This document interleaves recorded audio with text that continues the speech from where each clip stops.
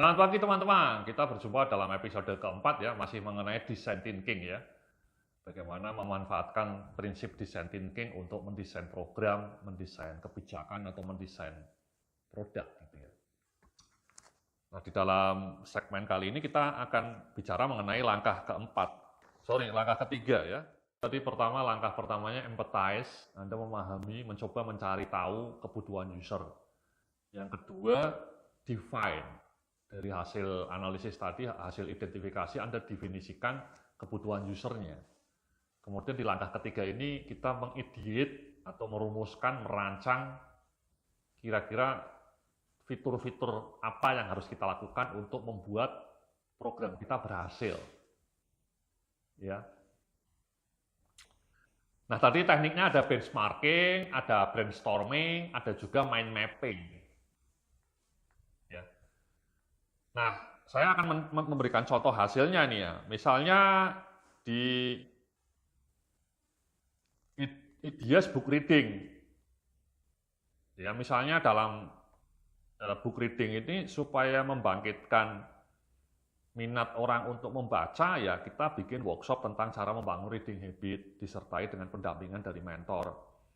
Jadi anak-anak SMP-nya itu dikasih mentor yang mendorong mereka untuk menumbuhkan habit membaca. Jadi mentornya itu tiap minggu mungkin mengingatkan mereka, ngundang mereka untuk kumpul, ngobrol bareng. Itu kan indah ya. Mentornya ngasih tahu buku apa yang sudah Anda baca, Anda bisa sharing nggak? Jadi tiap minggu anak-anaknya dikumpulkan dalam kelompok-kelompok gitu ya. Per mentor mungkin mengelola sampai 10 anak. Itu kan wonderful. Jadi anak-anaknya akan sangat terikat juga dengan para mentornya. Kemudian membangun komunitas diskusi buku secara mingguan yang berbicara bergiliran, memperbanyak buku-buku yang disukai oleh kaum remaja di perpustakaan. Ya, jadi selain punya mentor, buku-bukunya diperbanyak, yang banyak gambarnya, yang menarik-menarik. Itu kan sekarang banyak buku yang menarik, sangat banyak. Di Gramedia itu buku anak-anak yang menarik banyak banget. Nah, itu kan kalau misalnya ada orang yang baik hati membangun perpustakaan itu mimpi saya sih. Saya mengumpulkan banyak uang karena sampai saya ingin bisa membangun perpustakaan anak yang gratis ya. Jadi anak-anak yang kurang mampu juga justru menjadi prioritas. Jadi mereka punya akses yang lancar terhadap buku-buku bagus juga. Kemudian saya bangun komunitasnya, saya bangun mentornya, sehingga anak-anak yang tinggal di sekitar taman bacaan itu menjadi dekat dengan taman bacaannya. Atau contoh lainnya nih ya, contoh lainnya di slide berikutnya ya. Di slide 57 membangun grup ya. Ini mungkin kalau anak-anak SMP-nya sudah punya grup ya, line grup misalnya ya. Bisa sharing melalui grup, ya chatting gitu ya. Membuat aneka poster yang menarik tentang reading habit. Poster didesain dengan prinsip design thinking juga. Kombinasikan dengan tugas dari guru di sekolah untuk membaca satu buku setiap bulannya. Ini penting juga nih teman-teman ya. Ya, jadi menurut saya cara termudah untuk mendorong anak-anak SMP rajin baca buku atau anak-anak SD itu kalau bisa gurunya itu setiap kali ngasih tugas, selipkan tugas untuk membaca buku. Sayang ya guru-gurunya kurang kreatif mungkin ya. Banyak buku-buku anak yang menarik yang bisa diselipkan sebagai pendamping untuk bahan bacaan ya. Jadi guru punya peran besar untuk membangkitkan minat baca anak-anak. Asal dilakukan dengan cara yang kreatif. Oke. Kemudian di slide berikutnya nih saya ngasih contoh lain, ideasnya adalah mengadakan lomba resensi buku dengan hadiah sepatu atau tas ransel yang disukai anak remaja. Membuat proyek penulisan buku secara berkelompok, ini menarik lagi nih. Mengadakan acara festival book reading tahunan di sekolah dengan aneka acara, misal mengundang penulis buku favorit, ada bazar, ada musik. Ini wonderful. Ya. Kalau ada SMP yang rutin melakukan langkah-langkah yang tadi saya ceritakan ya, dari pertama, kedua, ketiga, itu saya yakin murid-murid SMP tersebut akan jauh lebih unggul dalam minat membacanya. Ya, ideasnya banyak ini ya, tadi di halaman sebelumnya ya, jadi ada 9 ideas ini. Kalau 9 ide ini dieksekusi, diimplementasikan di sebuah sekolah, mungkin pilot project gitu ya. Pilih aja satu sekolah, mungkin SD, mungkin SMP ya. Mungkin yang kecil dulu, yang SMP kecil atau SD kecil. Dan betul-betul dilakukan 9 langkah ini. Itu pasti hasilnya akan powerful. Dan mestinya itu dilakukan ya oleh dinas pendidikan masing-masing daerah ya. Cuman kan pejabat-pejabat birokrat di dinas pendidikan itu jadul ya. Tidak kreatif. Ya ini saya kadang-kadang gregetan juga ya, ingin melakukannya ya. Butuh resource tentu ya, butuh anggaran juga. Anggaran menggaji mentor atau mungkin membeli buku-buku yang bagus buat anak-anak, membangun taman bacaan. Makanya saya perlu mengumpulkan uang ya, miliaran, tapi demi untuk membangun taman bacaan yang berkualitas di setiap SD di Bekasi itu. Kalau dilakukan saya yakin berhasil, dan kalau berhasil kemudian direplikasi nanti namanya ya, direplikasi, dites, diuji coba, kalau berhasil kemudian direplikate. Itu kan startup itu kayak gitu teman-teman, scaling namanya. Misalnya Kopi Kenangan itu kan dulu gerainya cuma 5, 10, sekarang sudah sampai ratusan. Itu namanya scaling, di skill. Nah, saya ingin punya prinsip startup tapi untuk taman bacaan. Jadi kenapa startup Kopi Kenangan itu tiap minggu bisa buka cabang baru, kenapa kita tidak bisa buka taman bacaan tiap minggu? Itu kan wonderful ya. Kalau taman bacaan bisa kita scaling gitu ya. Sehingga di Bekasi ini misalnya tempat saya tinggal ada 100, misalnya bisa sampai 1000 taman bacaan anak ya. Itu gila itu hasilnya. Kalau saya bisa mewujudkan impian membangun 1000 taman bacaan anak di Bekasi. Saya cukup optimis bahwa someday anak-anak Bekasi akan setara dengan literasinya orang-orang luar negeri ya. Jadi anak-anak SD Bekasi minat bacanya akan setara dengan anak-anak Eropa, anak-anak Amerika. Itu someday akan saya wujudkan itu dengan konsep design thinking ya. Oke, jadi itu ya teman-teman ya untuk ideas book reading ya, book reading untuk anak-anak SMP atau anak-anak SD. Banyak, ada 9 ide. Kemudian kalau learning app, contoh learning app apa? Ada hasil dari diskusi dengan user, hasil dari brainstorming, itu apa? Ya misalnya ini ya, muncullah konten-konten kombinasi, kontennya harus kombinasi audio, ada video, ada audio, teks, dan slide yang variatif. Ada acara live webinar dan live podcast secara berkala tiap minggu. Ada learning games dengan hadiah yang menarik tiap bulan misalnya. Ini kan menarik ya teman-teman ya, di belakang saya ini slide belakang nih.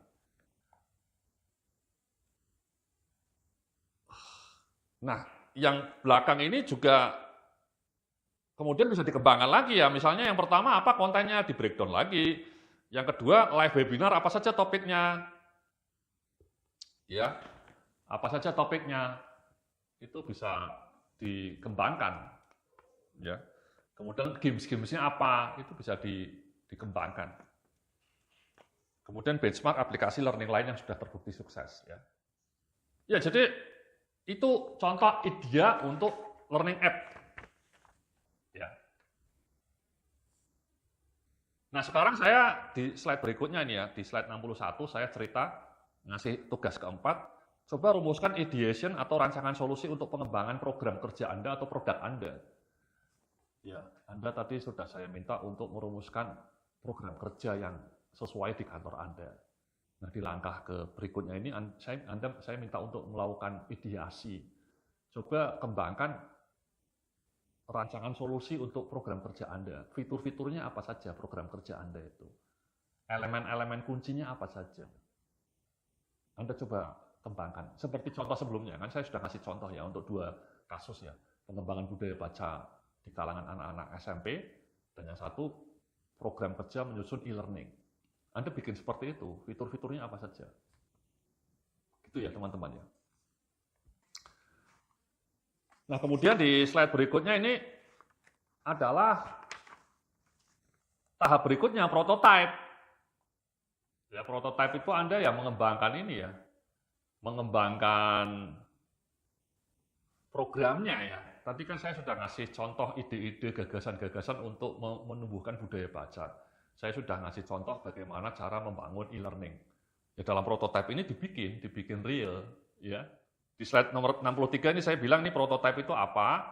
Jadi proses untuk membuat prototipe produk atau program yang dikembangkan melalui prototipe bisa dalam format dummy, model atau beta version, maka kita bisa melihat bentuk akhir final form dari produk atau rancangan program yang hendak kita launching. Ya, prototipenya seperti apa. Kalau Anda bikin aplikasi kan ada prototipenya itu. Programmernya biasanya bisa bikin dummy-nya, prototipenya. Kalau untuk acara tadi di sekolahan, taman bacaan anak, ya kita bikin prototipenya satu saja. Bikin taman bacaan anak. Mungkin prototipenya ya. Denahnya atau bentuknya seperti apa. Bikin prototipenya supaya murah. Pakai prototipe dulu, pakai market ya skala kecil. Misalnya nih contoh-contoh prototipe book reading ya, tadi ya rancangan konten workshopnya seperti apa prototipenya. Atau rancangan poster untuk mendorong tumbuhnya reading habit apa. Tadi kan saya minta untuk bikin poster reading habit, apa rancangan posternya kan bisa dibikin rancangannya. Rancangan acara festival book reading for young generation, ini juga menarik. Bagaimana rancangan programnya, itu kan bisa didesain tertulis ya. Didiskusikan, ya rancangannya seperti apa. Kemudian kalau prototipe learning app, beta version dari aplikasi learning app yang akan dikembangkan. Kemudian prototipe fitur-fitur yang akan disediakan. Prototipe user interface-nya juga. Itu kan bisa bikin tuh. Programnya bisa bikin prototipe user interface-nya kayak gini loh, kayak kira-kira tampilannya di layar. Ini loh fitur-fiturnya, kan bisa dikembangkan di website dulu. Baru nanti dipindah ke aplikasi Android. Atau digambar, ya, dalam bentuk sketsa.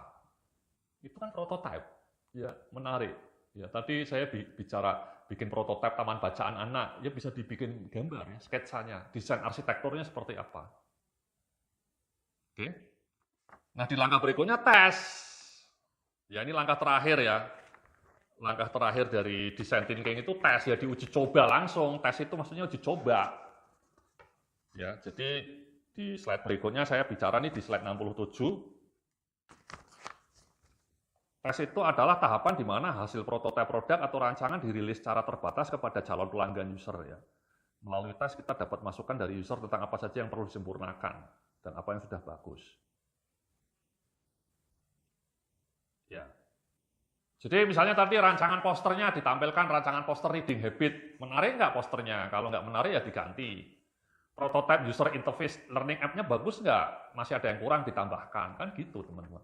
Prototipe taman bacaan anaknya menarik nggak? Desain interior taman bacaan anaknya menarik nggak? Saya punya mimpi bikin taman bacaan anak sebagus gerainya McD gitu ya. Masa cuma McD yang bisa bikin gerai bagus kayak gitu? Kenapa taman bacaan anak nggak bisa bikin gerai sehebat McD gitu ya? Bikin taman bacaan anak bangunannya keren gitu. Itu mimpi ya. Atau tes yang halaman 68 nih ya, tahapan tes merupakan proses continual improvement untuk terus memperbaiki mutu dan efektivitas produk atau rancangan program yang dikembangkan. Ya. Jadi di halaman 69 nih berikutnya dilakukan pilot project satu angkatan untuk menguji atau tes konten workshop reading habit. Minta feedback dalam aspek kualitas materi, cara penyampaian materi, rancangan aplikasi materi misalnya. Tadi kan ada salah satu kegiatan untuk reading habit kan bikin workshop ya, menumbuhkan reading habit. Dites satu kali angkatan, menarik ya.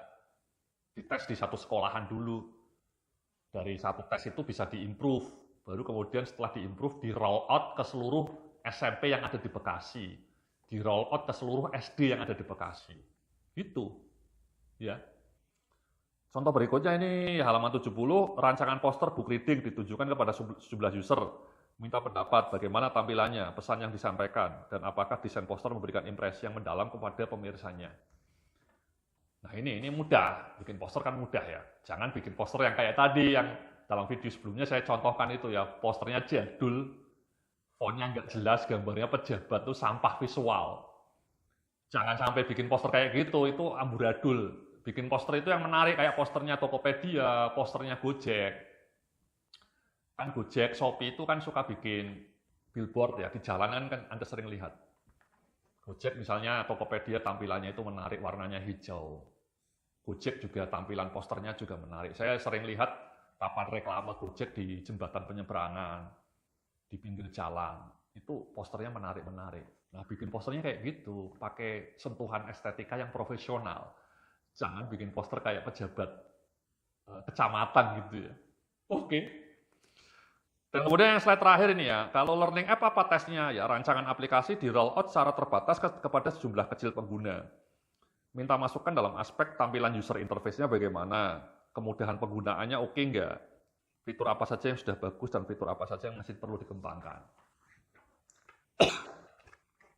Ya, jadi itu tes untuk aplikasi itu sangat mudah. Ya, Anda roll out dulu terbatas beta version, kemudian dirancang, diimprove. Ya, untuk sebelum di roll out secara nasional, secara menyeluruh ke karyawan Anda. Oke? Jadi itulah ya 5 langkah untuk melakukan design thinking ya. Sekali lagi tahapnya adalah memahami kebutuhan user, kemudian mendefinisikan kebutuhan user dengan akurat, kemudian yang ketiga ideasi, merumuskan solusi produknya, solusi programnya, kemudian keempatnya bikin prototipenya, dan yang kelimanya bikin tes sebelum di roll out secara nasional atau secara massal. Jadi itulah tema kita mengenai design thinking ya teman-teman ya. Sekali lagi design thinking ini sesuatu yang sangat krusial. Semoga Anda kelak bisa bikin program kerja, bikin produk, bikin poster, bikin slide presentasi, bikin desain ruangan itu dengan prinsip design thinking. Oke, terima kasih, salam sukses, penuh kemuliaan.